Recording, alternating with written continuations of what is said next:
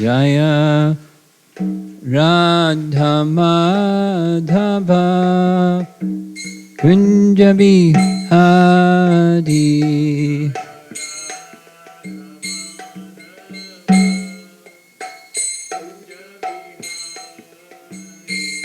Jaya Radha Madhava Kunja Bihari.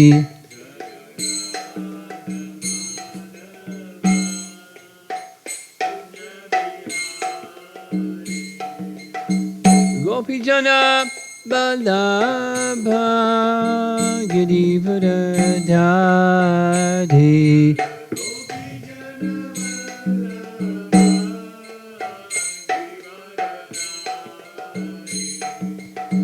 Gopijana Balabha Girivardhari.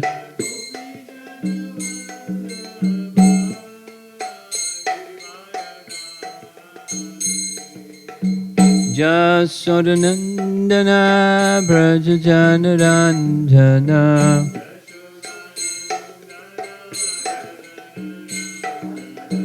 Yashoda and Nanda Brajajanarandana.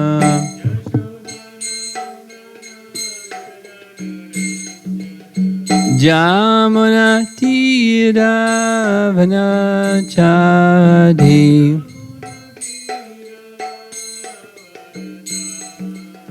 Jamuna Tira Vanachadi.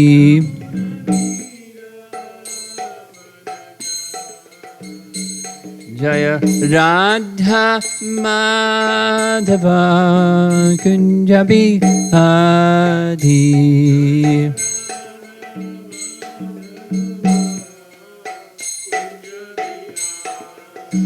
Jaya Radha Madhava Kunja Bihari.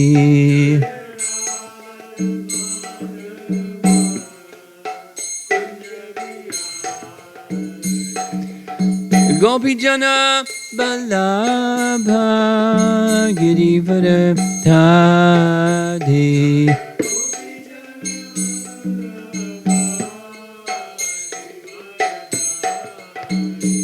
Gopijana Balabha Girivardhari.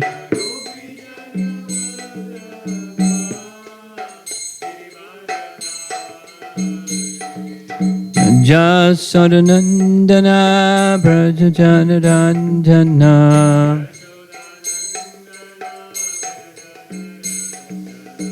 Yashoda and Nanda Brajajanarandana.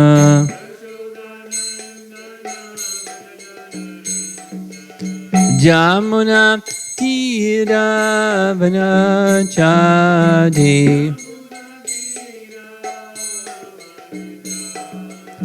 Jamuna Tira Vanachadi.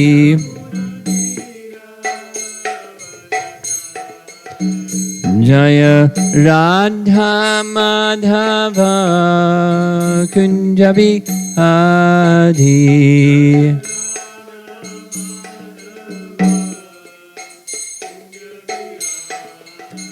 Jaya Radha Madhava Kunja Bihari.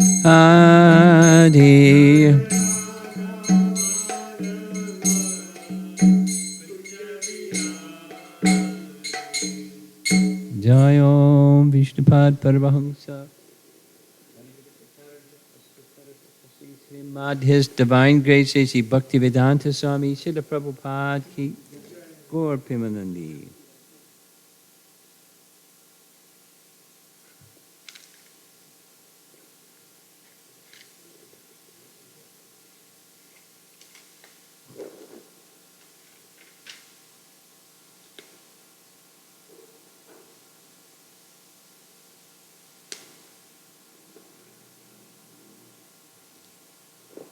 This is a very fascinating topic we're going to be hearing about.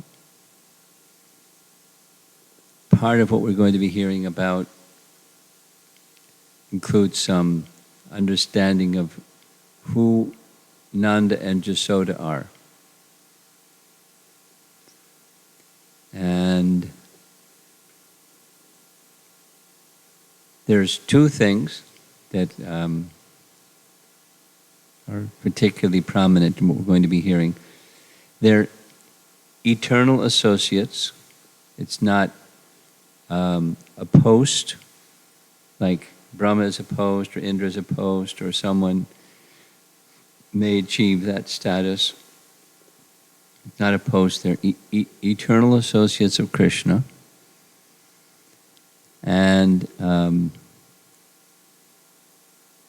the affection that they have for Krishna is eternal and not something that a living entity can attain. One may attain love like them or service in the spiritual world like them, assisting them, but they're a special category. And even Vasudeva and Devaki, they underwent austerities. We hear every year. When Krishna makes his appearance, can you turn that off, the fan? Yeah. When Krishna makes his appearance in the prison house of Kamsa, we know the story all very well. Forearms, Vasudeva offers prayers, Devaki offers prayers, and in her mode of offering prayers, she makes it very clear. She understands who he is. She speaks glories of the Supreme Personality of Godhead, Bhagavan. And then he says, you pleased me very much by your prayers, and your previous 2 lifetimes ago, you were Suttapa and Prishni, you underwent long austerities, and you wish to have me as your son. So I became your son then, and then next, and then now. So, but I'm in this form, so you can see I'm not your son, I'm Vishnu. Here's my symbols. Here's my ornaments, here's my everything. So he is the Supreme Personality of Godhead.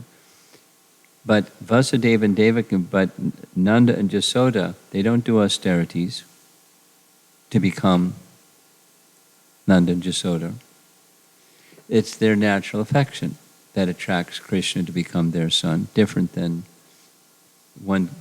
becoming Suttapa and Prishni as mother and father. It's an eternal position, Nitya Siddha. We had some discussion this morning, and I think that they're the two youth that were with us, one of them understood, the other one didn't. So at least had a little difficulty. Nitya Siddha is not an attainment, it's Nitya Siddha, it's eternally perfect. And the explanation of how one becomes perfect through sadhana is, after a lifetime, supposing somebody amongst us becomes perfect. Sadhana siddha, perfect in devotional practice.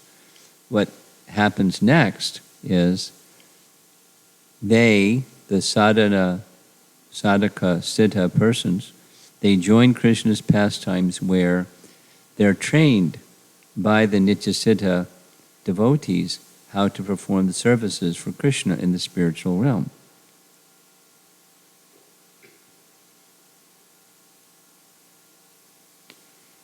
There's always, learning lessons doesn't even end when you become a siddha. Perfect. We're then trained by the Nitya Siddhas, which is nice. And then that training is never ending.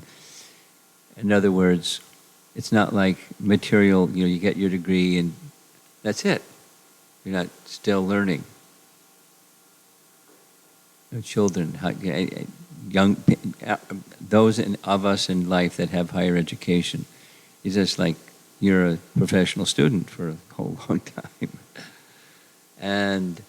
But then once you have your degree, then you go off and have a career, and you may learn some particular skills, but it's not the same intensity. But in the spiritual world, there's no, you graduate and that's it. The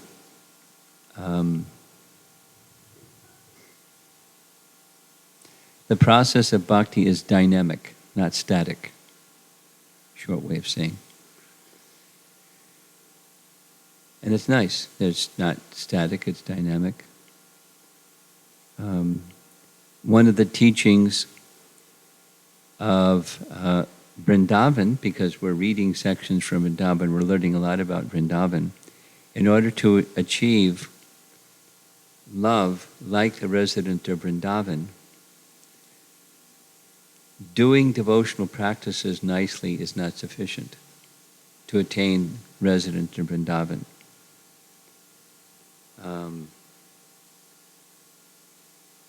It's by the mercy of the resident of Vrindavan one can achieve that quality. There's a nice section in Chaitanya Charitamrita where Lord Chaitanya, you're familiar with who Lord Chaitanya is, right? So Lord Chaitanya, after accepting sannyas, on the pretext of looking for his elder brother who had also taken sannyas, he went traveling in South India. And he got as far as Sri Rangam, and it was the rainy season.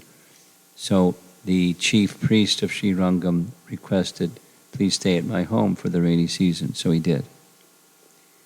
And while there, naturally, they had learned discussions every evening. And one such discussion is recorded or spoken about. Lord Chaitanya asked Venkata Bhatta, was his name, can you tell me why the goddess of fortune, who is most chaste, wanted to leave the side of Narayan and join Krishna's rasa dance? And he said, Venkata Bhatta said, there's no lack of chastity because Narayan and Krishna are the same. No lack of chastity in the part of Lakshmi, the goddess of fortune. Then Lord Chaitanya said, well, if that's the case, I'm not disagreeing, but if that's the case, why was it that she wasn't allowed to enter the rasa dance which she went to participate in? And not only she wasn't allowed to enter, she underwent austerities for a long time. Goddess of fortune underwent austerities for a long time and still could not enter. Why is that, if they're the same? And Venkata Bhatta said, I don't know, but I think you know, so can you explain? And the answer is, the mood of the goddess of fortune is Aishvarya Bhav. Her mood is the mood of opulence and splendor and majesty. And that doesn't fit Vrindavan. So it's not by her position. Her love is impeccable. It's pure love as the consort for her eternal associate, Narayan. But her love is in the mood of majesty, or Aishvarya, and the mood of Vrindavan is Madhurya. It doesn't mix, so she couldn't enter. Then how can one enter, whoever you are? And that is by the mercy of those who have that mood. The mood of the resident of Vrindavan is imbibed by the sadhakas who get perfection through sadhana, but it's regulation, it's not spontaneous. So the lesson given by Rupa Goswami, yes? Okay. Rupa Goswami teaches that the path given by Lord Chaitanya, there's Vaidhi Bhakti, rules and regulations, sadhana bhakti. And there's a spontaneous, following the rules and regulations is another category of further development of Raganuga Bhakti, sadhana bhakti. And the Raganuga is after a certain stage of purification, by following the vidhis of sadhana, of rule and practice, then the heart that has become pure like that may become attracted to one of the eternal associates of Krishna. And so internally, one cultivates the mood and appreciation and love of that associate, like, for example, Mother Yashoda. So it's described this way. Like the Damodar Leela. Everyone knows and loves the Damodar Leela. So, hearing the descriptions of Mother Yashoda's speech, Mother Yashoda's sari, the flowers in her hair, the beads of perspiration, it's all part of a meditation on the mood of this Ragatmika Bhakta, Mother Yashoda. It's part of the sadhana, internal, while one is doing the, cooking for the deities, or going to work and doing your prescribed duties, whatever those duties are, and doing them according to the vidhis of Scripture. Internally, there's this cultivation of the mood of one of the perfected souls. That's called Raga Nuga, sadhana bhakti. And that moves one along very swiftly to the realm of Braja. So now back to what we're going to be reading shortly. Who are Nanda and Yashoda? They have exalted love that's more exalted than the list is a long list. Than Lord Brahma, Lord Shiva, and the residents of Vaikuntha, and Devaki, and they're praised by Uddhava, and on and on. So their love is very special, and gives some reasons why it is said that their love is so special. And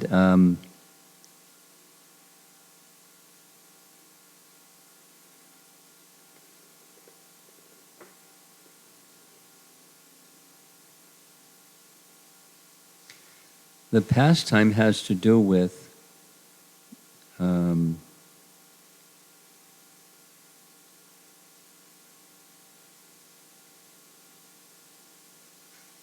going back to where we ended up.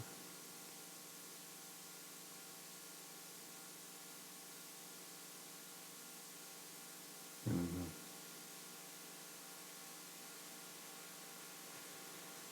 Mother Yashoda looking inside Krishna's mouth and seeing what she saw. And then the sequence of things that happened after that. So Shukadeva Goswami is now speaking. She's very special. She's not special because she saw what she saw. She's special because of Krishna wanting the affection of Mother Yashoda, not as, but as his mother, to cuddle him and embrace him and be his mother. Krishna wanted that. And she's the person to fulfill that, what Krishna wants, that she's his mother. And so by his Yogamaya potency, she became overwhelmed with that and just completely forgot what she saw. And it's the strength of her love that did it, as well, than Krishna reciprocating with his Yogamaya potency to reinforce that. So that's where we are with our reading of commentaries. Here's Jiva Goswami commenting. Yashoda is supremely fortunate. The verse says, the Lord is praised in 3 Vedas, Rig, Sama, Yajurveda, as the Antaryami, or the super soul, of karma. So there's the vast section of the Vedas deals with sacrifices, or karma kanda section of the Vedas, in order to achieve something. This sacrifice to achieve wealth, that sacrifice to achieve good health, that sacrifice to achieve this thing, that thing, the other thing. The Vedas are a desire tree to fulfill all desires, and those rituals have Krishna as the bhokta of the yajna, the enjoyer of the sacrifice. Bhoktaram yajna tapasam, as he says in chapter 5 Bhagavad Gita. He's the bhokta, sacrifice is meant for his pleasure. So the sacrificial section of the Vedas accept the Lord as the antaryami of karma and upasana, worship. That's those sections, because the verse mentions them. He is praised in the Upanishads as the greatest, or Brahman, by qualities and swarup. Next, the verse we're discussing, he is praised in theistic Sankhya and the Puranas as Bhagavan. So the Bhokta Vyagya, that's Vishnu, Brahman, Bhagavan, different scriptures refer to him this way. He is praised in the Pancharatra Agama scriptures, Sattvatai. So what are the Pancharatras? It's a section of the Vedas that deals primarily with worship, deity worship, and other forms of worship. It's a original, authentic, genuine. The Agamas are parts of the Vedas, and the Pancharatra Agamas are in the mode of goodness, because there are some Agamas that are not, like the Puranas.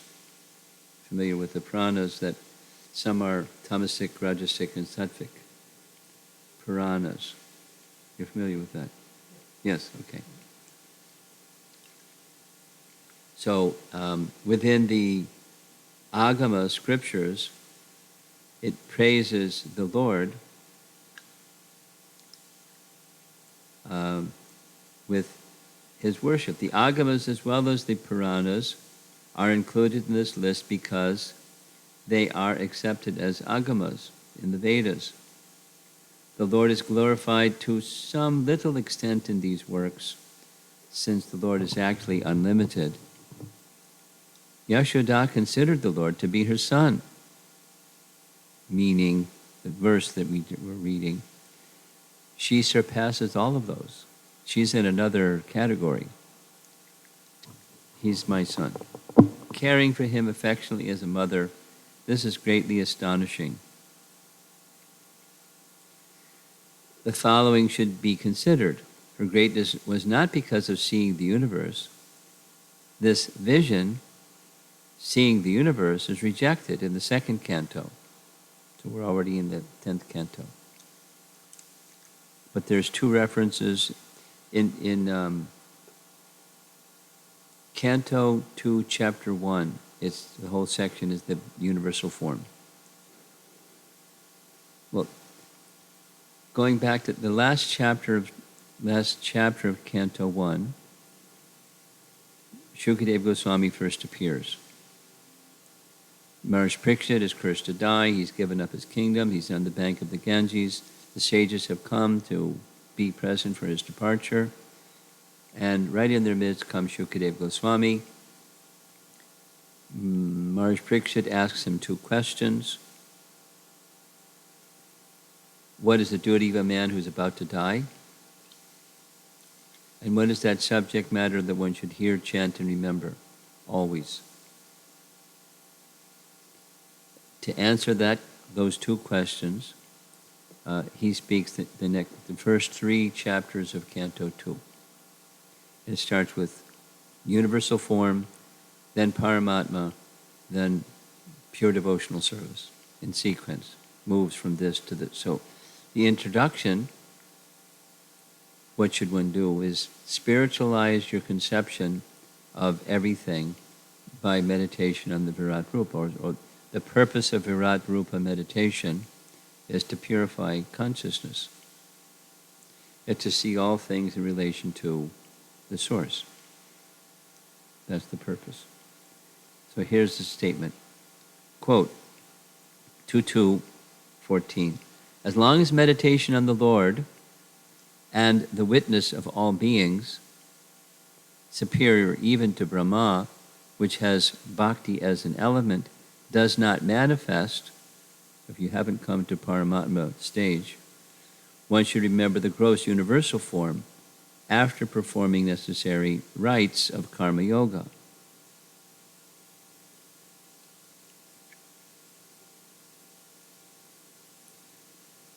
Like in Bhagavad Gita, the karma yoga teaching is working without attachment to the fruits of your work, but offering the fruits of your work to the Supreme, karma yoga. So after that purification, one may then meditate on this universal form until that stage comes when one can meditate directly on Lord in the heart. It's a sequence. Then, in the previous chapter, 2.139, the yogi will worship the Lord in ocean of bliss, eternal in time and space, and nothing else, since other things will cause degradation. That is contemplation on sense objects.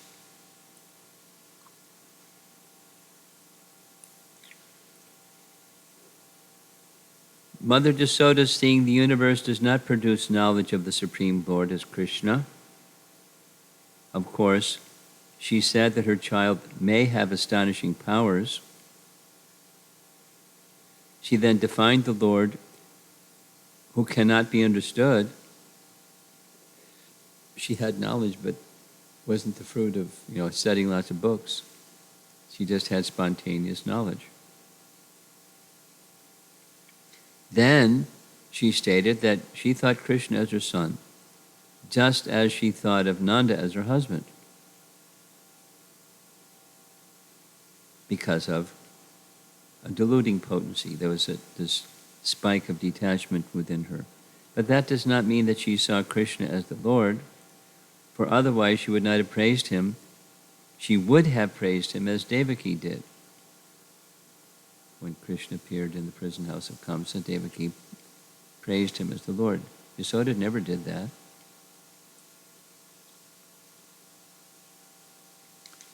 The meaning of this episode is not that seeing Krishna as the Lord is superior to seeing him as her son, and that seeing her as a son, that's inferior. That's not the meaning, since the meaning cannot be found anywhere in these verses. This meaning would also not agree with later questions and answers in the text. Parikshit praises her for rejecting knowledge of Krishna as the Lord and instead worrying about his protection and feeding Krishna milk. Parikshit laments for Vasudeva and Devaki, who, though knowing Krishna as the Lord, did not have affection for seeing him as their son. The most knowledgeable of poets, such as Vyasadeva, also state that Yashoda's realization of Krishna as her son was the highest. Shukadeva establishes Yashoda and Nanda as superior to Brahma and Shiva. Though they have great devotion and all knowledge, they are even superior to Lakshmi, it quotes the verse that says.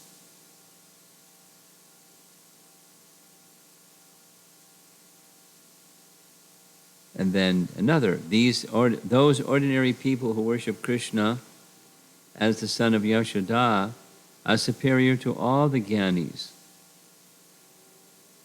So the commentator here, Jiva Goswami, is pointing to the exalted position of Yashoda.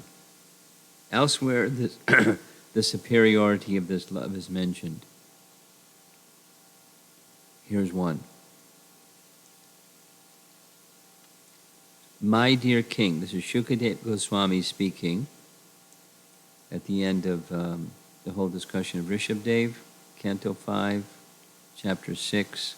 Shukadeva speaks, my dear king, the Supreme Person Mukunda is actually the maintainer of all the members of the Pandava and Yadu dynasty. Then there's another reference. This is just before the Brahma Vimohan Leela, where the coward boys were going out to take care of the calves before the Agasura, the snake demon event.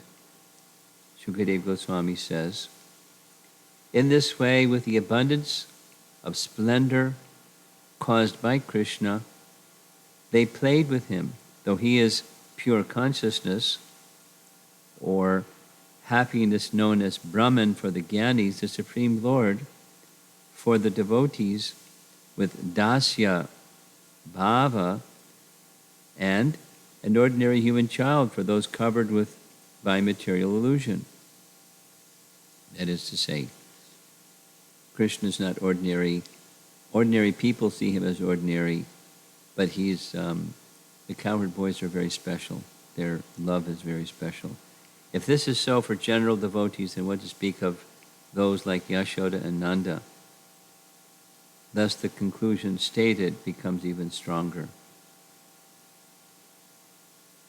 But these are acharyas. I mean, their audience is very learned people, so they don't have to spell things out like Prabhupada would do. I was thinking to go back and take a look at how Prabhupada would explain these things for the modern audience. There's, a highly educated Sanskrit literate audience. But the unique position of Yashoda and Nanda is being presented.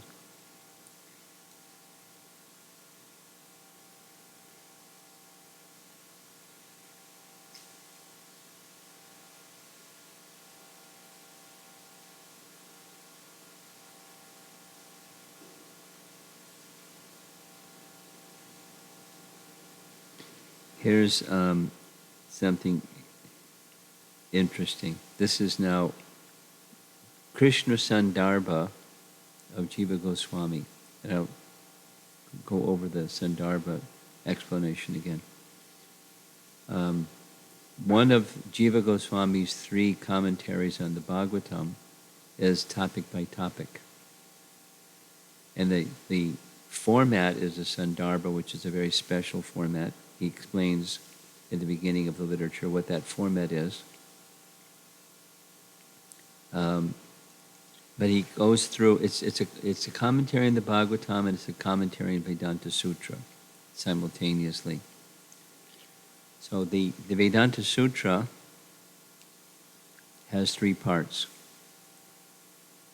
Knowledge of the source of all things and the relations of all things with that source. That's Sambandha Gyan, relationship, Sambandha Gyan. Acting within that relationship, what does that look like? Abhideya Gyan. And then the third is the mature fruit of acting in that relationship. What does that look like? Knowledge in relation to achieving the perfection of acting in one's relationship with the source. The largest portion of Vedanta Sutra is the first, Sambandha. Then the next section. So there's 4 parts to Vedanta Sutra. The first 2 parts, extensive, are Sambandha. Then the next is part 3, which is Abhideya, and then the final part is Prayojana, the fruit, the end result of acting. The Bhagavatam has similar parts, and the Jiva Goswami has written commentary following that same structure. Sambandha has the source of evidence, the means of knowing something is called pramana. So there's a pramana kanda section, how to know truth. Then there's knowledge of Paramatma, Bhagavan, and Krishna. Before even speaking about Krishna, he speaks about the principle of Bhagavan. And before speaking about Bhagavan, the principle of Paramatma, because Paramatma deals with Prakriti. Bhagavan has an expansion as the Purusha avatars that oversee Prakriti, or Paramatma Sandarbha. And then the final, in that Sambandha section, is Krishna is the source of everything. So this is taken from Krishna Sandarbha. And to understand Krishna, we need to understand about how Krishna has a mother and father. If he's the source of everything, how does he have a mother and father?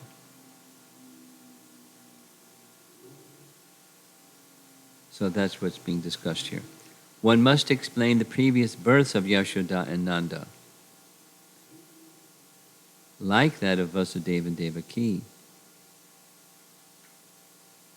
Then he refers to the verse that we're looking at. That's the glories of the Supreme Lord are studied through the three Vedas, the Upanishads, the literature of Sankhya Yoga, and other Vaishnava literature. Yet Mother Yashoda considered that Supreme Person her beloved child. Glories of the Supreme Lord are spoken of in these ways, but she has a very unique approach and understanding.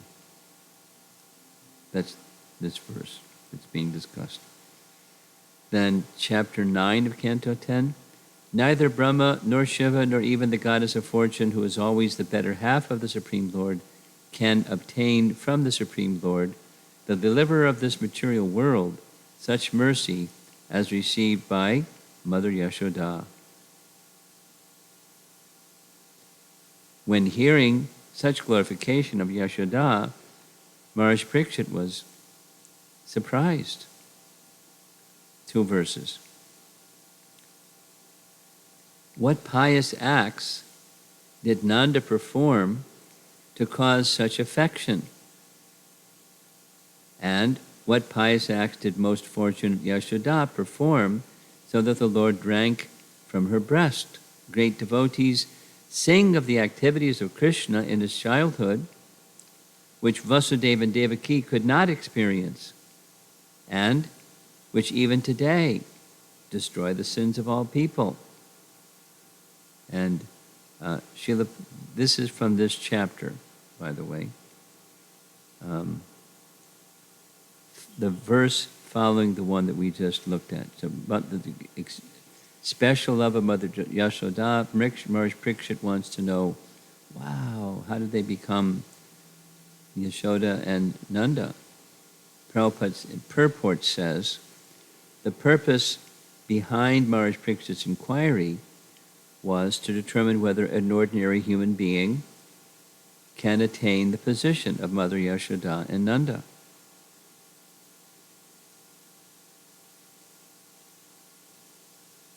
Then, the answer.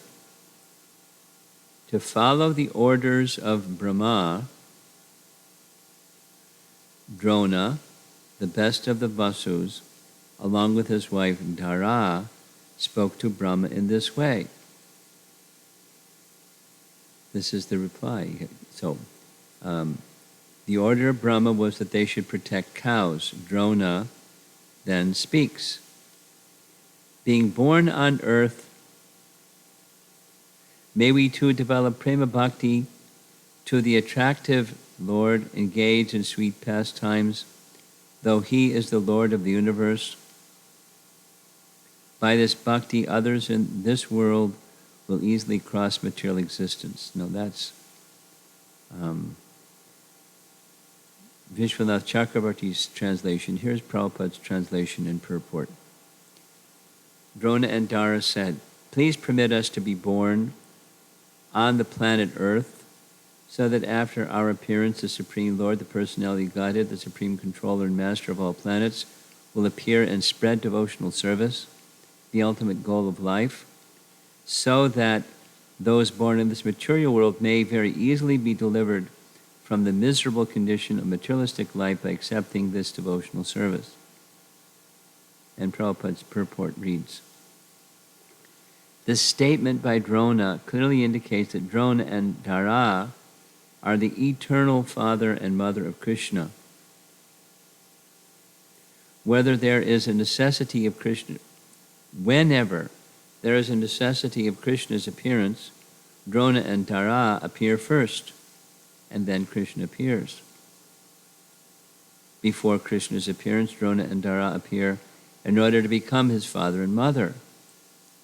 It is they who appear as Nanda Maharaj and his wife Yashoda. In other words, it is not possible for a sadhana siddha living being to become the father or mother of Krishna. For Krishna's father and mother are already designated. But by following the principles exhibited by Nanda Maharaj and Yashoda and their associates, the inhabitants of Vrindavan, ordinary living beings may attain such affection as exhibited by Nanda and Yashoda. When Drona and Dara were requested to beget children, they chose to come to this world to have the Supreme Personality of Godhead as their son, Krishna.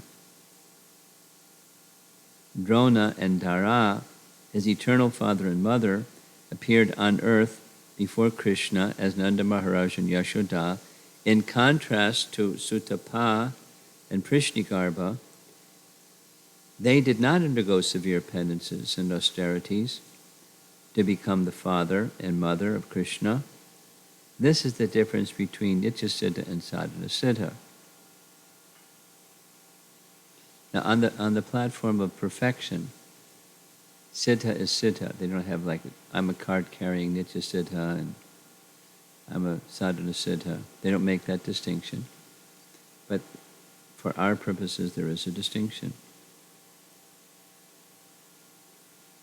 We'll go back over this again. When Brahma said, "Yes, let it be so," the most fortunate Drona appeared in Vraja as famous Nanda Maharaj, and his wife Dara appeared as Mother Yashoda. Next text. These are verses of this chapter 8. Thereafter, O best of the Bharatas, Maharaj Parikshit, the bhakti of Nanda, Yashoda, and all the cowherd men and women remained in its highest form, directed towards Krishna, who had become their son, who was longed for but not attained by others. Commentary reads, Putri Bhute means, quote, he who did not become the son of anyone else, but became their son. This is because of the rule that a special manifestation arises from special bhakti. Because of a special prema in vatsalya, parental affection, he became their son rather than appearing in his own body without a father and mother as Nrsimha from a pillar in Hiranyakashipu's hall, or as Varaha appearing from Brahma's nostril. Nor did he simply enter the womb as he did to protect Parikshit, since Uttara is never considered Krishna's mother, though he was in her womb. Such prema is pure and profuse in Nanda and Yashoda alone. Thus, without entering their womb, he is still their son. Then it quotes a verse from the time of Krishna's appearance. Nanda, when his son was born, became jubilant. Mangalo Nanda Gopatanaya. The son of Nanda is auspicious. He is never the son of a pillar.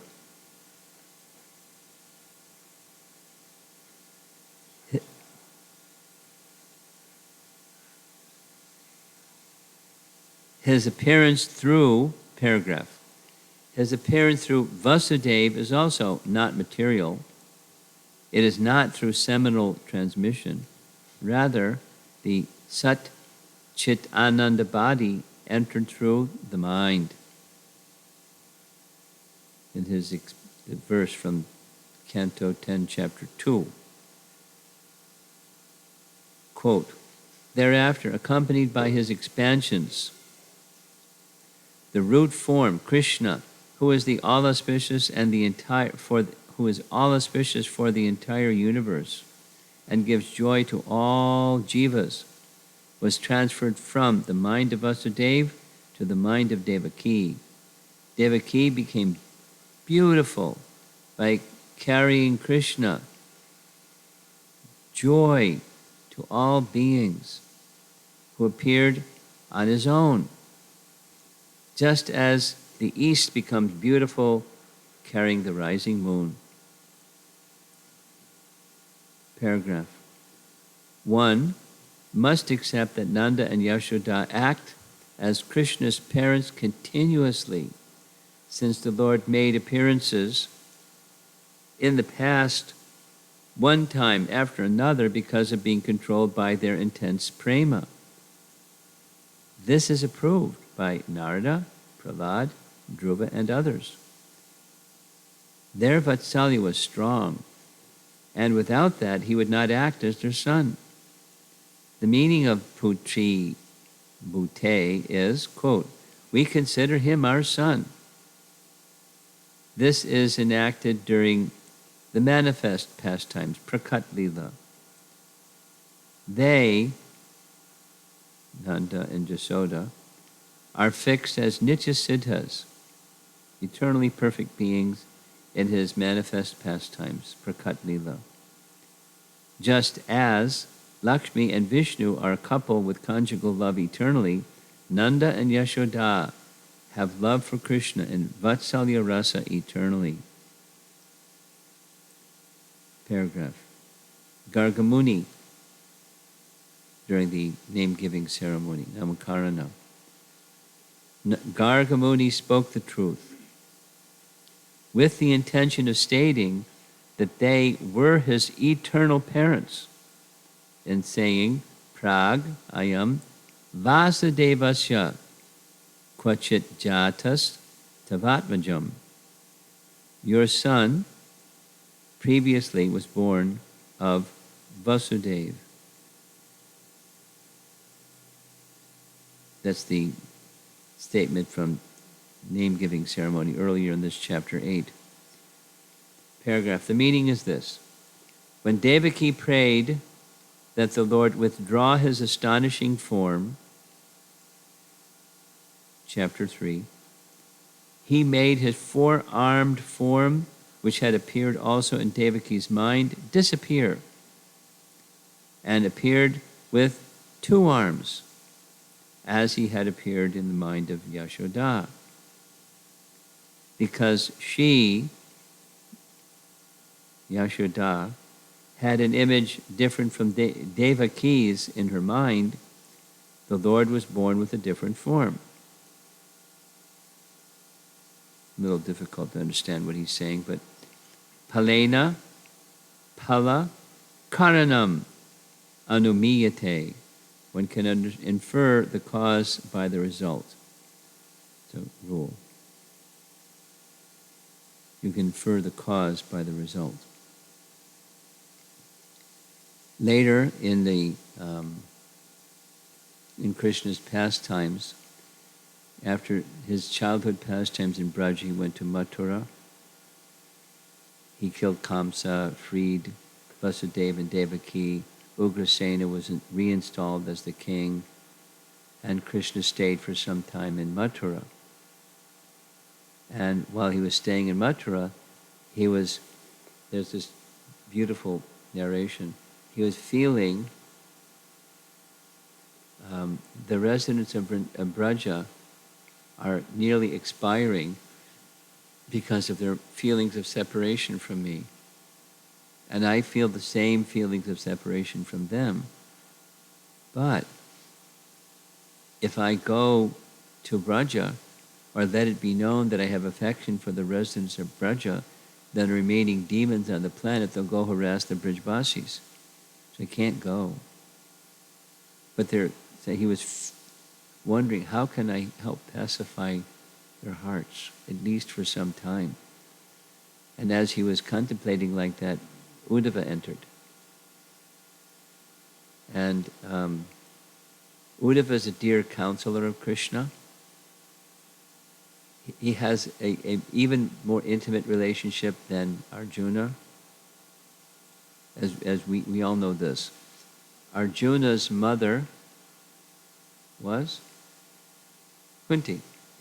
And Kunti is the sister of Krishna's father. So they're first cousins. Vasudeva had a brother. I forget the brother's name. And Uddhava was his son. So they're first cousins. Their roles were different. The Pandava's role and Uddhava's role. Uddhava was more like a minister, like Vasudeva was of that type of royal family member, not the fighting like Arjuna was. So he would counsel Krishna regularly. So Krishna said, you take this message to the residents of Vrindavan, specifically to the gopis. But when he went to Vrindavan, Uddhava went to Vrindavan, there was another purpose. Krishna wanted to show Uddhava the quality of love of the residents of Vrindavan is so exalted, you won't be able to understand it. He wanted him to see it, not just hear about it. So when he went, Uddhava went first to see Nanda and Yashoda, pay his respects to the king and the queen. And when he went, he was of the mood or the disposition that Krishna is the Supreme Personality of Godhead. And Nanda couldn't think that way. He heard from Uddhava, but he can only think he's my son. The exaltedness of his love was such like that. Whatever Uddhava would say, it would just bounce. He's my son. And Uddhava is very respected, but Nanda couldn't hear it. So here's the discussion. Uddhava speaks to Nanda and Yashoda, quote, this is chapter 46. The Supreme Lord is certainly not your son alone. Rather, since he is the Atma of all beings and the Lord, he is the son, father, and mother of all. Commentary says, the external meaning, which was to pacify them by a manifestation of neutrality through knowledge, the external meaning carries another real meaning. What's that?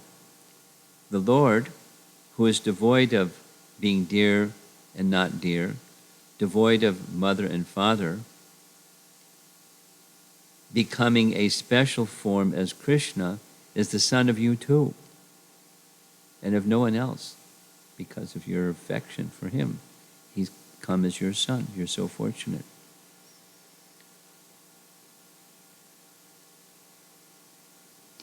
As the Supreme Lord, having a general form, he is mother, father, and son of all beings. That's an external meaning. The external meaning does not please us, since it assumes that Nanda and Yashoda are conditioned souls, thinking Krishna to be their son. But they're eternally in that position. The other meaning is accepted because it shows Nanda and Yashoda, full of prema, who are praised by devotees, by liberated souls, and by persons desiring liberation, that previously had been mentioned by Uddhava. So here's the translation of earlier verses in the same chapter. Uddhava then joyfully addressed Nanda Maharaj, having clearly seen the supreme loving attraction he and Yashoda felt for Krishna, their Supreme Lord. Oh, respectable Nanda, certainly you and Mother Yashoda are the most praiseworthy persons in the entire world, since you have developed such a loving attitude toward the shelter of Mahavishnu, Krishna, who is greater than the Lord of Vaikuntha.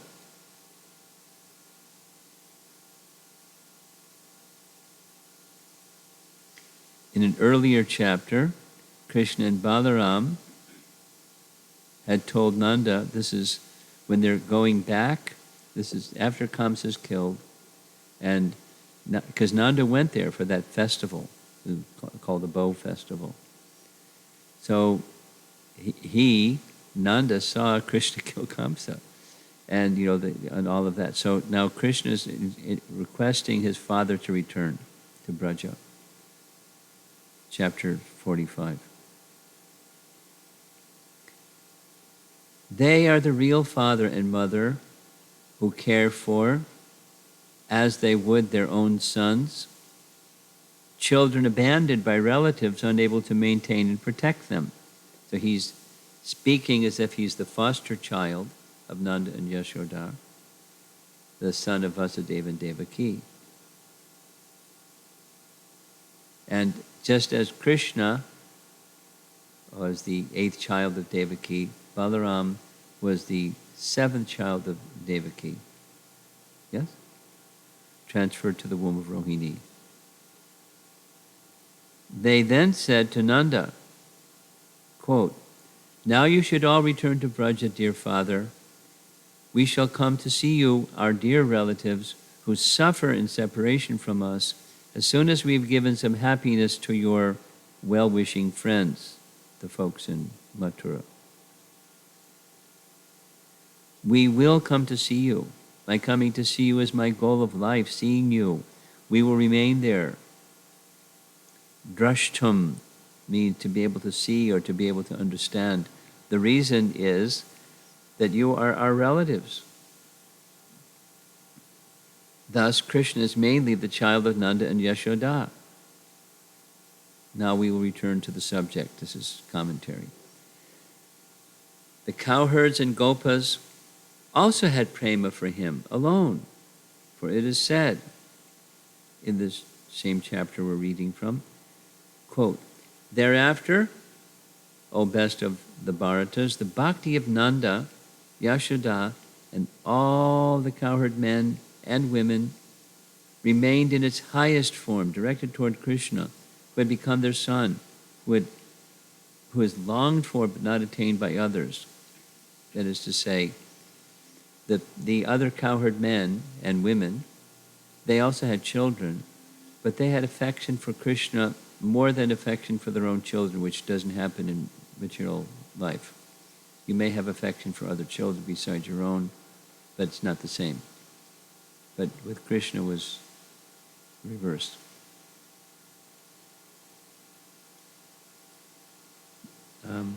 Just 2 more paragraphs. Thus, the Supreme Lord, Krishna, along with Balaram, lived in Vrindavan just to substantiate the benediction of Brahma and give pleasure to Nanda, Yashoda, and the cowherd men and women through the pastimes dependent upon their bhakti. Commentary. He showed affection to all of them by special pastimes under control of their bhakti meant for his special devotees in order to show that Brahma's great blessings would not be made untrue. Living in Braja, to show love to them through his pastimes, he made Brahma's order come true, and in respecting the order, he produced unflinching faith in all. Shukadev speaks the verse. Now what Brahma said, what's reference here is in, it comes later, the Brahma Vimohan Lila, where Brahma speaks about the very special love of the residents of Vrindavan. There's a verse where he says, how are you going to reciprocate with the love of these residents of Vrindavan? Just with Putana, because she dressed like a devotee.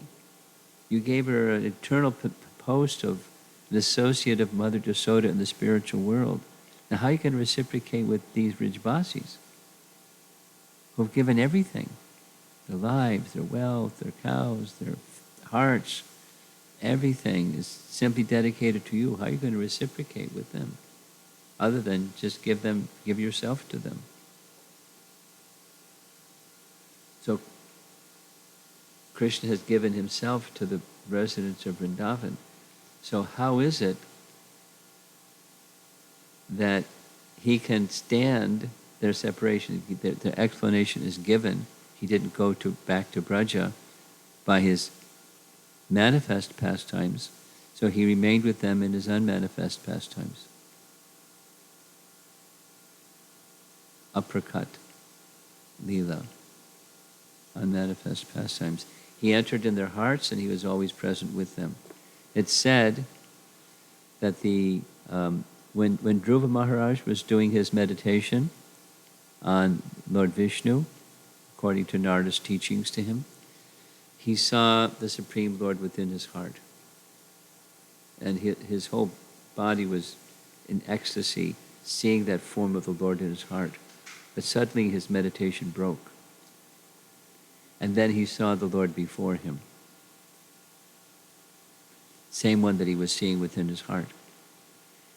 But it's said about the residents of Braja, their love is so strong that in their intensity of feelings of separation from Krishna, their spiritual vision permits them to see him. It's like a big mystery.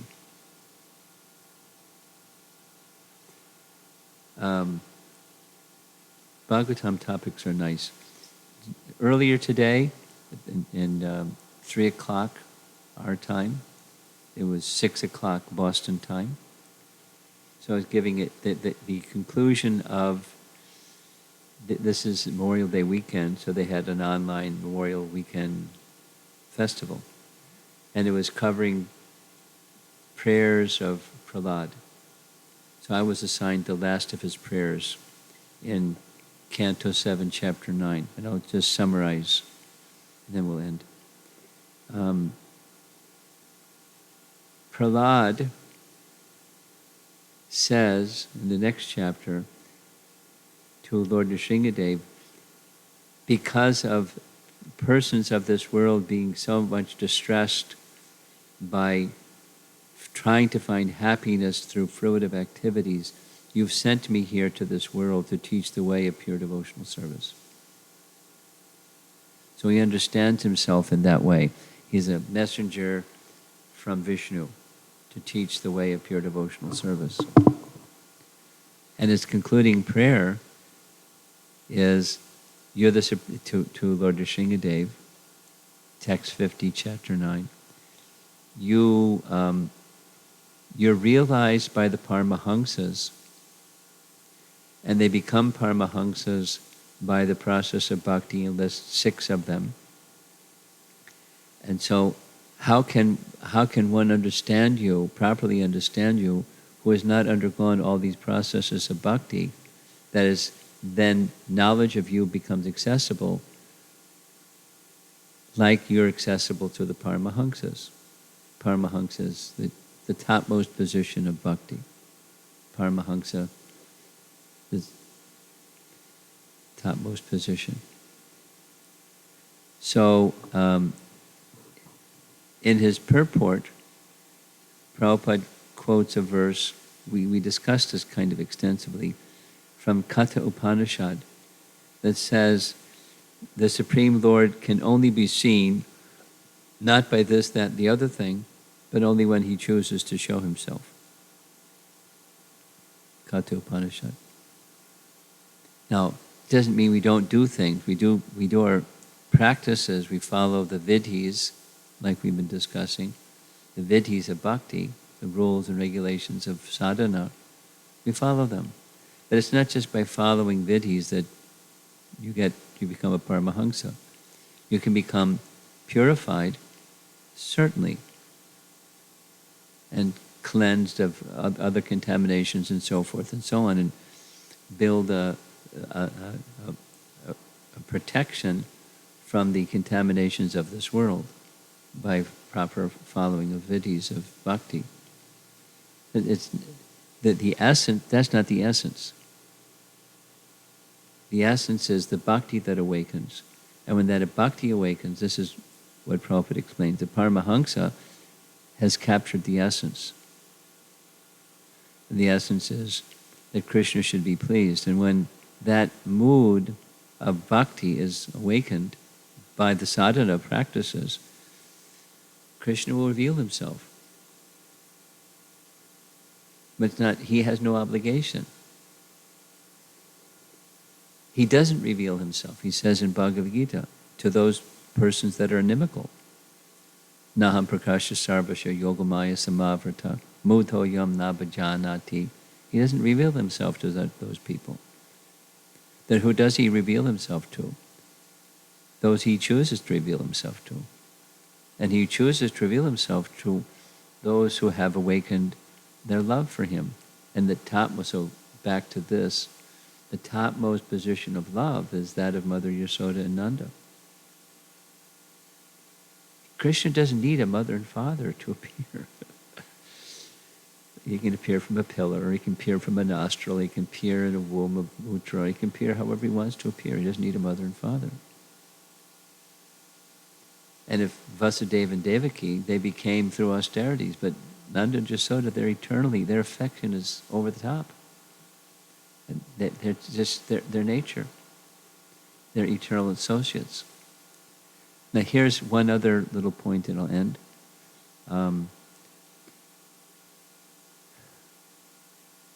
The question that Maharaj Parikshit was pursuing is going to come up in this chapter. Can a living entity take that position of Nanda Yashoda? The answer is no. Because living entities are jiva, and they're in the category of Shakti, Tattva. Vishnu Tattva, the Supreme Lord Vishnu. Living entities are jiva Tattva. Shakti Tattva is another category. And Vasudeva and Devaki, Nanda and Yashoda are in that category. They're eternally that position, this Drona and Dara coming to become Mother Yashoda and Nanda Maharaj. What's described is it's a partial expansion of them. It's quite different than Bhishma Dev, who was also a Vasu. But he did a bad thing, so he was then cursed to leave that position of being a Vasu for some time, came as Bhishma Dev. Drona and Dara in the same category, exalted amongst the Vasus, but their partial expansion came and entered into the body of Nanda and Yashoda. And when Krishna concluded his pastimes, we've been hearing about this, it's described in Padma Purana, that after Krishna killed Shishupal, then next came Dantavakra. And Dantavakra was killed in a village, Jiva Goswami details this, just outside of Mathura there's a small village that bears the name much like Dantavakra's, where he was killed. So the gate leading into Mathura is where this event took place. And then Krishna accepted the attire of a resident of Vrindavan, a cowherd village boy attire instead of his regal attire, and stayed there for 2 months in Braja. And his plan was to withdraw the manifest pastimes, having the partial expansions go back to the Deva realm, and the eternal associates entering into his unmanifest pastimes. So before then he returned to Dwarka and he finished his pastimes.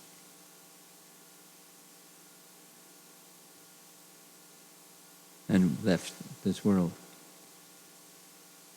So the place of Vrindavan has, even today or eternally, unmanifest pastimes of Krishna going on.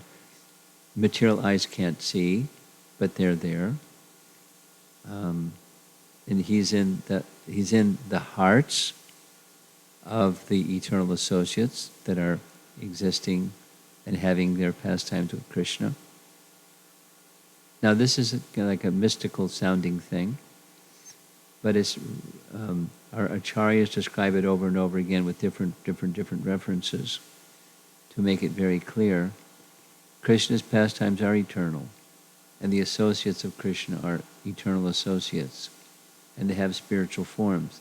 And sometimes those pastimes become manifest and sometimes not manifest. It's likened to the sun rising in the morning and setting in the evening. when the sun sets in the evening, it's not that the sun went out of existence. We just can't see it. It's there, but for our eyes, we can't see it. So like that, not 100% the same, but like that, the pastimes of Krishna are Nitya Lila, eternal pastimes.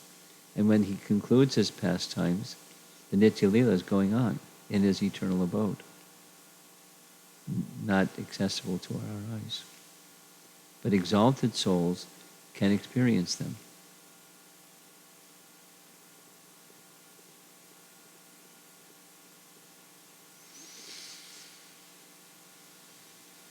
And largely it's through sound, or the doorway, the dwaram.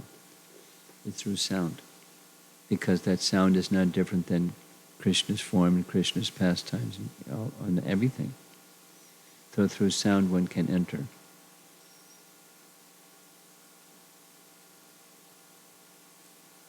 So let's see if there's some discussion. The 10th canto discussion is very high, and it's meant to be a preliminary understand, to help qualify one to understand 10th canto. One should read the first 9 cantos. But the reason I've been doing this 10th canto is the Chicago Temple has been going through from canto 1 up through and up through and up through, and they're in canto 10. So when the pandemic started, I was in Chicago, so we were just reading 10th canto of these classes. And so I just continued. That's why I'm reading 10th canto. But it's a high subject matter for sure.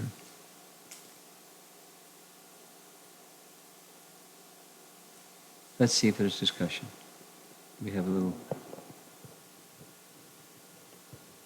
Anyone care to hear something further or question something?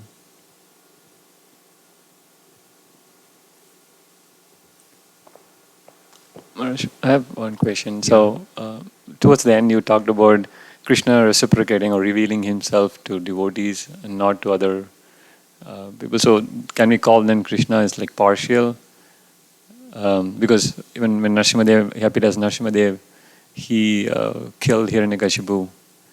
So, is he partial to Hiranyakashipu, meaning, or is he partial to Prahlad Maharaj? Because also in other places we see Krishna is equal to everyone. He doesn't. So. Samoham sarvabhuteshu name dvesho stina priya. This is a very common Bhakti Vriksha question discussion we have. Okay. So that's why I wanted to bring it up. There's different ways of answering.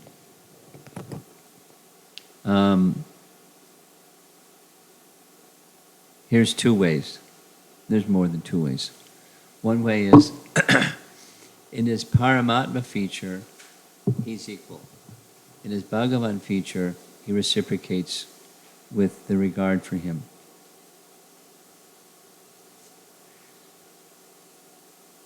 Should I elaborate? You understand? Can you repeat once? Yeah, sure.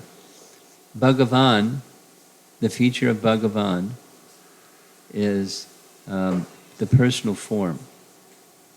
And in his personal form, if some regards him as the Supreme Person, he reciprocates. Or let's say it this way. In the Bhagavan feature, so there's Kamsa. And Kamsa is seeing, I heard this voice from the sky saying the 8th child of Devaki will kill me, so I am feeling fear. So you're my enemy. You're going to kill me, so I want to kill you. So Krishna goes, oh, you would like to see me as your enemy? Okay. Oh, you'd like to see me as your friend? Okay. Oh, you'd like to see me as your son? Okay. You'd like to see me as your beloved? Okay.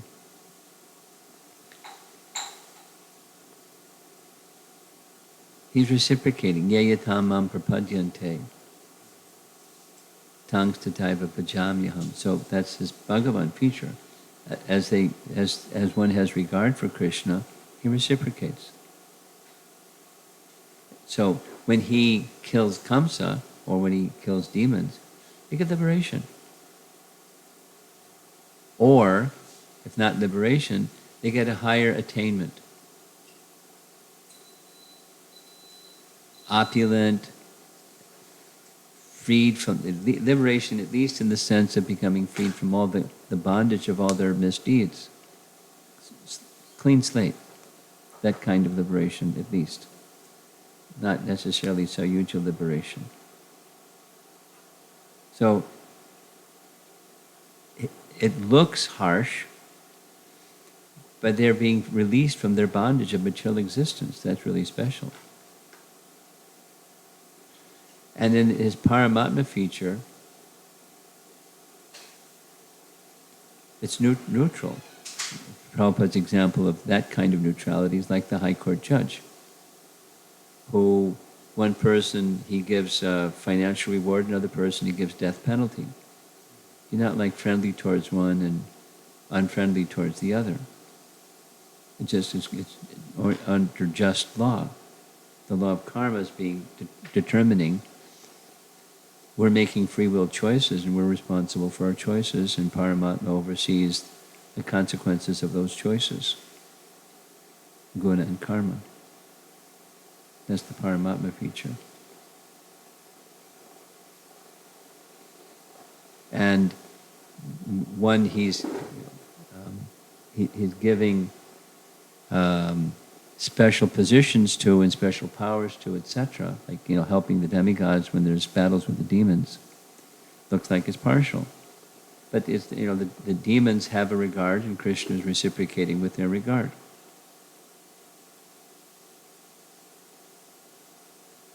You're my enemy. Krishna's not regarding, Hiranyakashipu as his enemy, but Hiranyakashipu is regarding him as enemy. Because he killed his younger brother, Hiranyaksha. And why did he kill his younger brother, Hiranyaksha? Not because he was an enemy. Look what he did. He disturbed the whole universal order. The Earth planet fell out of its orbit, and the demigods came and said, help. Chaos.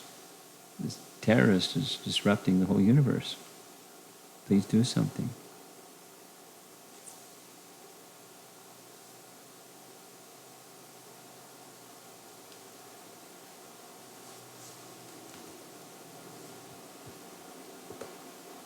So he gives his protection. That's not, giving protection is not, let's say, your parents. So you give protection to your children because of natural affection for your children, and it's your duty to do so. Not like, oh, you're partial to your children because you protect them. It's just part of the living entities that have the regard for Krishna, like a child does for parent. You're my place of shelter. They give their protection. He gives his protection. And those that don't want his protection, he doesn't interfere. They want to be his enemy, okay. Not like, oh, I'll show you who's big around here. I'll put you in your place. Not like that. You're reciprocating, and then elevates them. Although there's some the chivalrous talk and those kinds of things as part of chivalry. So ultimately, it's still for the benefit of that person. Yes, yeah. He's the well-wishing friend of even those he kills.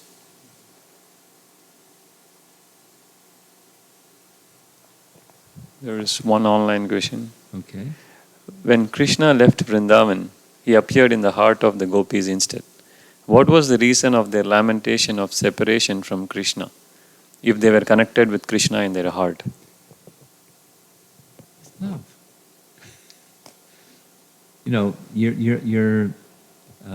Your wife is off in India.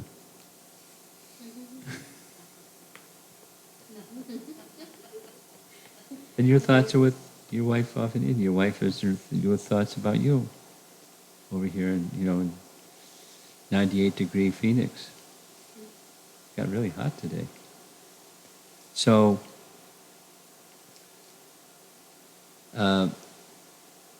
if she's in your heart, what's the big deal? Come back whenever you can, it's okay. Natural. It's part of the affection of love.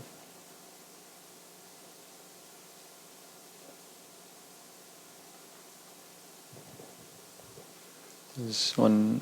When Brajvasis, they loved Krishna unconditionally, Yeah. but they were aware that he is the Supreme Personality of Godhead. No, no. Their love was such.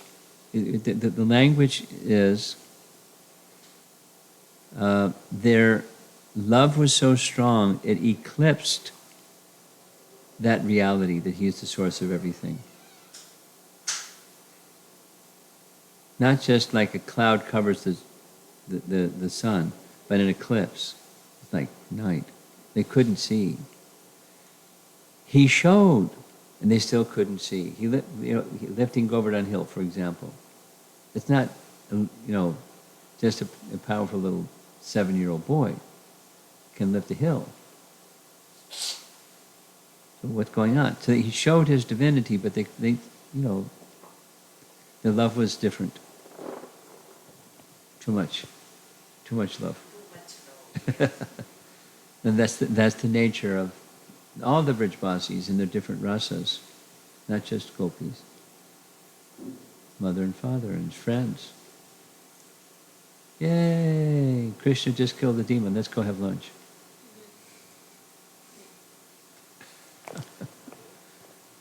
Couple more questions. This is from Archana Vaidya Mataji. When Krishna appeared before Vasudeva and Devaki, and on Devaki's request changed himself to a humanly child, did Yogamaya cover Vasudeva and Devaki, or were they always aware of his position as Supreme Lord? The residents of Mathura are, their love is different. Yes, they were covered by Yogamaya. Yogamaya conceals the fact of his divinity. So, here's a nice little example. After killing Kamsa, Krishna made a beeline to go straight to the prison house of Kamsa and free Vasudeva and Devaki. So there they are in the prison house. And Krishna wanted their motherly, fatherly affection. But they were, ooh, you just killed Kamsa. The Aishvarya was overwhelming their affection. So Krishna then covered that Aishvarya feature with his Yogamaya potency, so they embraced him. Because he wanted. And he knew that they wanted. But, the Aishvarya was in conflict with the affection. But Devaki, interestingly, just, responsive to the question, she's seeing this forearm form. She's saying her prayers that indicate she knows what she's seeing. And then she says this most irrational thing. Please assume a little baby form. Because when Kamsa comes to know you've appeared, he'll come and try to kill you. But he's the Supreme Lord, so, forget Kamsa. He's cake. Just dismiss that Kamsa guy. He's nothing. But she prayed like that. Because of that's the Yogamaya feature. And these potencies of Krishna are acting with, specific to the question, Yashoda and Devaki and everyone, in different ways. His potencies move, and they're feeling this. His potencies are withdrawn and another potency extended, and they're feeling that. Because they're in Krishna's hand. They've given everything to Krishna. But they have a particular mood. Vasudeva and Devaki's mood is not as strong as Yashoda and Nanda. So when they show to Yashoda, the universe within his mouth, she gets over it real fast. Because of the Yogamaya potency. And that's what we're reading. That's the section that we're reading. So, back to the question, Yogamaya to some degree covers Devaki by her asking, show this childlike form. But at the same time, there's this prayer part where she recognizes, unlike what Mother Yashoda recognizes. So the Aishvarya is much stronger for those two. But still some Yogamaya, lesser degree. Okay. So there's another question. If Krishna left for Mathura, then why did he not come back? Well, I'll send you a file that says why Krishna didn't come back. There's different reasons. I gave one already. If he went back, then the demons remaining on earth would know Krishna has affection for the demons, for the Vrajvasis, and they would come to harass them. For sure. So he didn't go back. There's others. I'll send her the file. Okay. This is not from Mataji, this is from Har Prasad Shukla. Okay. So this last question from Vidya Saran Potinedi. I'll send it to you. You can send it to whoever's asking that question. Okay. So last question is, in extension with reciprocation, for practicing devotee, what is recommended? Whether to cultivate to be eternal servant or a friend of Krishna? Well, what we should do is just try to be humble devotees. That's what we do. Like, humble in a spiritual sense, not in the material sense. Humble in a spiritual sense means I'm very tiny, fragmental spark, part and parcel of Krishna. That's who I am. In relation to Krishna, who is infinite, I'm meant for his service. I'm his part and parcel. Let me simply serve him as an instrument of whatever it is that he wants. Let's just try for that. And these other topics can just put them on hold, put them in a parking lot for now, because later when we're more qualified, we can contemplate how to apply ourselves to those things.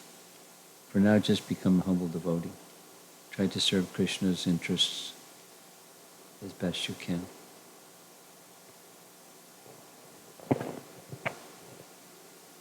Okay. I guess we're done.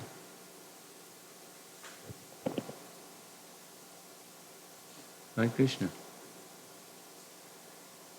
Your children are happy somewhere doing something? Okay. Thank you very much. Prabhupada ki jai.